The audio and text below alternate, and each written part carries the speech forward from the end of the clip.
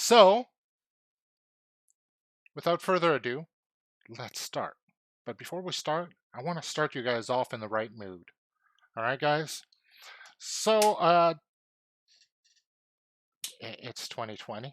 It's the age of memes. So, let's go with an amusing one to start. All right? So, to be old and wise, you must first be young and stupid. Yeah, I was real stupid when I was young. Real stupid. But for those of us that are getting on with our years, how many of you guys think that you were young and stupid at one point? Let me know. Just think on that. All right. So for today's sermon, we're going to be pulling off for the first one is going to be Romans 13. So if people want to get ready, but let's jump in right now. Before we examine that, we're going to talk about specifically a few things. So, in today's climate, all over the world, there's quite a situation happening, right? You guys are well aware of this. So, across the world, governments world over are recommending that we stay at home and not gather. While few have resisted this, the majority are quick to point out that even God tells them to obey the authorities. So, today we're going to go look into this. Is it biblical? So first, let's examine what we're told to us about the authorities and who it comes from. I believe the message words it in a way, the Message Bible words it in a way that's easy for us to understand. So let's pull off Romans 13, folks. So I'm using the Message version right here. All right. So be a good citizen. All governments are under God. Insofar as there is peace and order, it's God's order. So live responsibly as a citizen. If you're irresponsible to the state, then you're irresponsible with God, and God will hold you responsible. Dully constituted authorities are only a threat if you're trying to get by with something different. Decent citizens should have nothing to fear. So, do you want to be on good terms with the government? Be a responsible citizen, and you'll get on just fine. The government working to your advantage. But if you're breaking the rules right and left, watch out. The police aren't there just to be admired in their uniform. God also has an interest in keeping order, and He uses them to do right. That's why you must live responsibly. Not just to avoid punishment, but also because it's the right way to live, folks. Without the Bible doesn't say the folks word. So that's also why you pay tax. So that's an orderly way of life that can be maintained. Fulfill your obligations as citizens, pay your taxes, pay your bills, respect your leaders, and all that stuff. Then it goes in more details about other things you're supposed to be doing. Highly recommend that you guys pick up Romans 13 and read it all. It is very, very informative. It's all about being a responsible citizen, right? While personally I prefer the King James Version, the message seems to word it in a way that it can't be interpreted wrongly, or I guess it could technically, but it frames it the way it's meant. Because messages can be read in many, many, many different ways. Like you can interpret "Hi, be my friend" to mean "Hi, be my special friend," or "Hi, be my best friend," or "Be my worst friend." Or there's tons of way to interpret everything. But there's a correct way and the wrong way, and this is the correct way. Okay, not saying that that Bible is correct or is wrong. I'm saying the way that they worded it, that they got the gist of the meaning right. Okay, so this verse informs us quite quickly that what we as Christians are supposed to be doing. But is that the end of the story? Well, no, it isn't. There's a crucial detail that isn't obvious in this verse taken on its own. That is the how. So we know we are to love God, love the neighbor. We know that in everything that we do, we must seek God. So how do we know this? Well, there's hundreds of verses about that. We'll be examining a few later. But for now, let's ask ourselves if this means we need to blindly follow everything anyone in authority tells us to.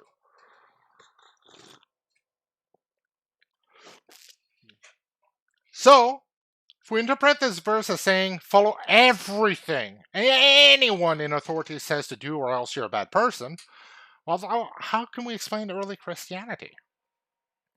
How even they faced persecution with some in authority saying they were banned from practicing. They still held secret home meetings, continuously seeking God, even though they were banned of it. Okay, even though they would get persecuted, they would get killed for it. Okay, they still did it because it was the right thing to do for God. What about when a government asks something of you that's just ungodly? Like ordering you to surrender a certain type of people or to kill a certain type of people. It's not unheard of. There's a country right now in Europe that everyone is able to think up when I say there was atrocities about 60 to 80 years ago. Actually, it's closer to 80 years at this point. Right? Everyone can think of that. So is everyone supposed to obey the government? Was everyone that saved all those people bad person? Of course not. Again, you're supposed to do what is good. So let's continue on this. Okay? So what about in Revelations? When we know good people will be rejecting the mark, even though the authorities of the time demand it. Not only that, the authorities got given authority. All authority comes from God. So are they supposed to listen to it?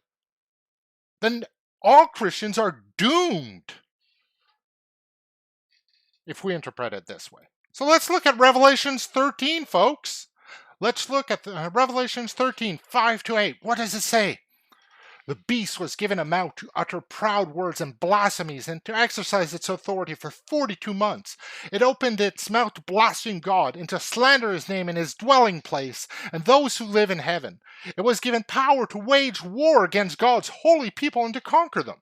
And it was given authority over every tribe, people, language, and nation.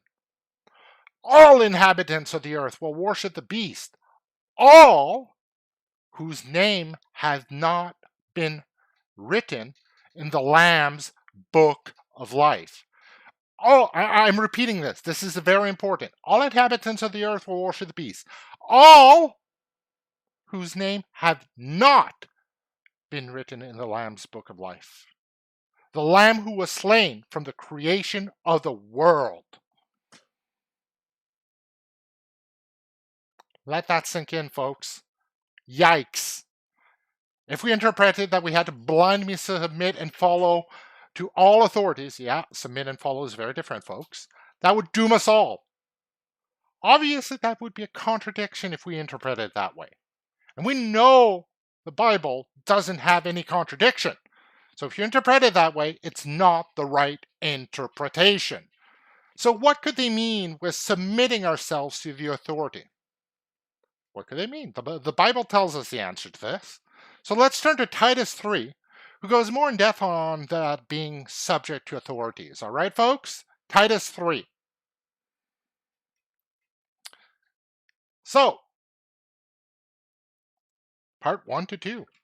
Remind the people to be subject to rulers and authorities, to be obedient, to be ready to do whatever is good, to slander no one, to be peaceable and considerate, and always be gentle towards everyone.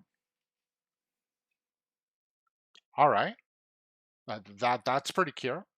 Notice the obedient part. It's to listen to lawful commands. So be ready to listen to good commands, so you are always ready to do good. It then defines what good is. Tells you what not to do, slandering. There's much more to it as well. It's a very important verse, folks, a very important chapter. So let's go read this again and go a little bit deeper, okay? So remind the people to be subject to rulers and authorities, to be obedient, to be ready to do whatever is good, to slander no one, to be peaceable and considerate, and to always to be gentle towards everyone. And one time we too were foolish, disobedient, deceived, and enslaved by all kinds of passion and pleasures. We lived in malice and envy, being hated and hating one another.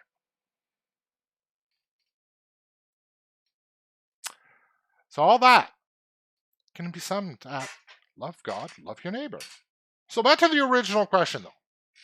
What are we supposed to be doing in all of our interpretations of what to do? Well, there's quite a few things we're supposed to be doing, my friend. First, let's turn to Chronicles. Chronicles 1, 16, 11. So while obeying the authorities, seek the Lord in all his strength.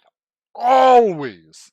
So in an era that... Oh, sorry. I missed the actual quote. I'll go to that. So in an era that we need to do things remotely, how biblical is that?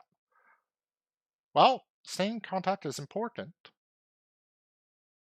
But how are we supposed to do it? Chronicles 1:16 tells us, seek the Lord and his strength. Seek his presence continuously.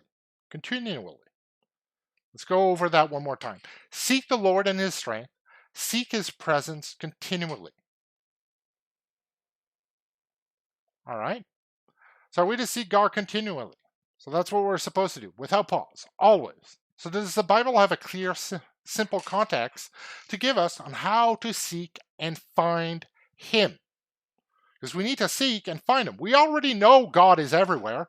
If God was everywhere, I'm in Canada, another person's in Japan, there we go, we're praying together, everyone's together. Is that how it goes? I don't know. Well, let's take a look and see what the Bible says. Right? All the answers are in the Bible, folks. All of them.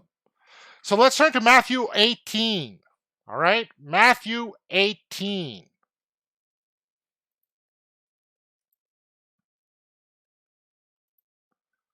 All right. What does Michael 18 tell us? Matthew 18, sorry. So 18:20, right here. Okay?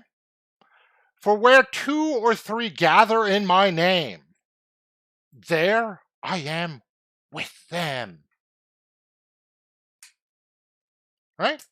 So again, truly I tell you, if 2 of you on earth agree about anything they ask, it will be done for them by my Father in heaven. For where 2 or 3 gather in my name, so we have to gather. We don't need to be anywhere. We need to gather in his name. And there I am with them. All right. So right now, we somehow learned a lot, but we still have more information we need. So we need to be subject to the authorities, yet they must seek God continuously. We established that to find God, we need to seek him. We established that to find him, we need to gather in groups of 2 to 3 for that to happen. So there, you have it right there. Our faith can be boosted together. How do we do it? Well, by hearing the words of truth rightfully divided. Not everyone interprets things correctly. If you believe something contradicts something else in the Bible, folks, that's a clear sign you're not interpreting correctly. So where does faith come from? Well, Romans 10 tells us that. Romans 10:17. So faith comes from hearing, and hearing through the word of Christ. So faith comes from hearing, and hearing through the word of Christ. That's sinking in?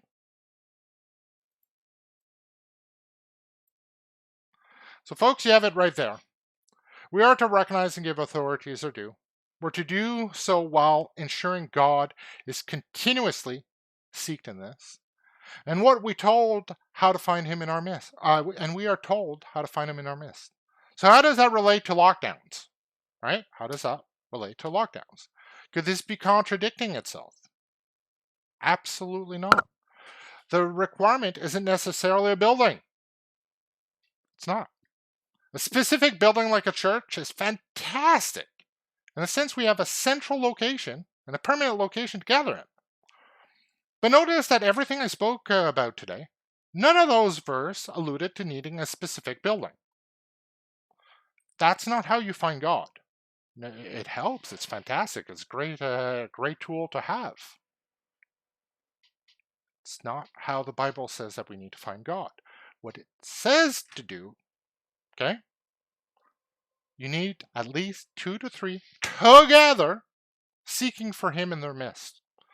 And to find him, you can find him in your midst when there's 2 or 3 that are together.